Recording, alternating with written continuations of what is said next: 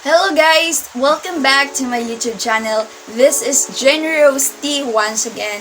Dito sa channel ko, nag-share ako ng mga educational content, reviewing of products and online earnings app and website. Kasi nga sa kadahilan ng bago pa lang ako nagsisimula sa YouTube, soon ko pa gagawin ang iba pa, like yung pag-review ng products, yung pag-review din ng mga apps na online and website. So, in today's video, pag-usapan natin, ano nga bang meron sa Yumes? Ano nga ba ang meron sa Yumes? So, without any further ado, let's get started. Questions. Ano nga bang meron sa Yumes? Mahirap pa mag-Yumes? May math ba sa Yumes? Paano pag mahihain ako? Pwede ba ako sa Yumes? Pag Yumes ka ba, dapat matalino ka. Lahat ng yan, sasagutin ko. Okay, question number 1. Ano nga ba ang Yumes? Yumes stand for Humanities and Social Sciences. Yumes meaning specialized track for those who want to take course na related sa social works, so public speaking and so on. Na related, ang Yumes ay isang special track na dinisign para sa mga gustong magtrabaho sa government, like if you want to be a teacher's public servant. Yes. And then, mahirap ba mag-Yumes? Oo. Hindi naman, lahat naman siguro mahirap. Pero, if meron kang determination and alam mo sa sarili mo na kaya mo, kasi nga pinili mo Yumes, diba? Para sa akin lang, based on my own experience, once na love mo na yung strand mo, once na love mo na yung Yumes, madali na lang. Hindi ka na mahirapan.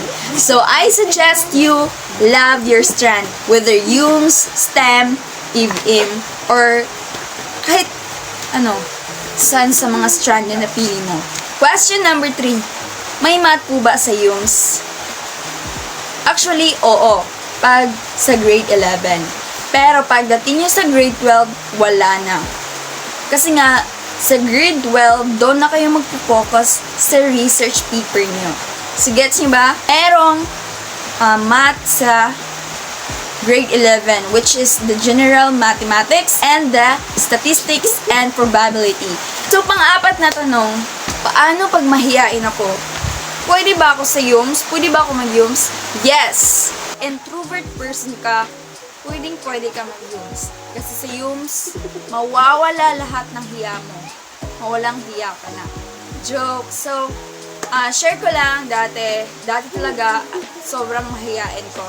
Kaya nga, pinili kong mag-Yumes kasi nga, para mag-boost yung confidence ko. Kasi nga, dati, wala talaga akong confidence na humarap sa maraming tao. Like, pag-reporting na, talaga na, awkward talaga ako kasi nga, mahiyain ako. So, slowly by slowly, nawala din. Kasi nga, nag-Yumes ako. And doon ko nalaman na, pag mag-Yumes ka, dapat makapal ang mukha mo.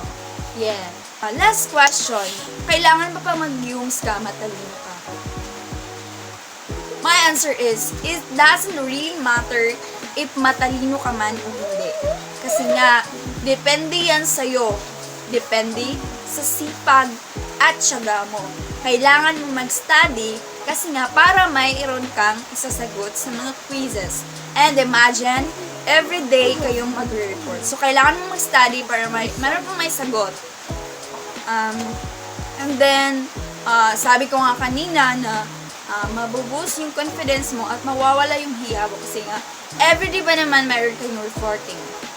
Right? So, that's it for today's video. I hope na nagustuhan nyo ang aking videos. And if you have any questions, clarifications, suggestions, you may comment down below para ma-notice ko kayo at masagot ko lahat ng iyong katanungan. So, anyways, if gusto nyo magpa-shoutout dito sa channel ko, please, i-comment nyo lang. And I would highly appreciate kung meron mang magpa-shoutout dito. Pero bago ang lahat, if bago ka pa lang dito or naligaw ka lang, please consider to hit the subscribe button, like, share, and subscribe para updated ka sa aking new upload videos. Maraming salamat! Kita-kits sa aking new videos.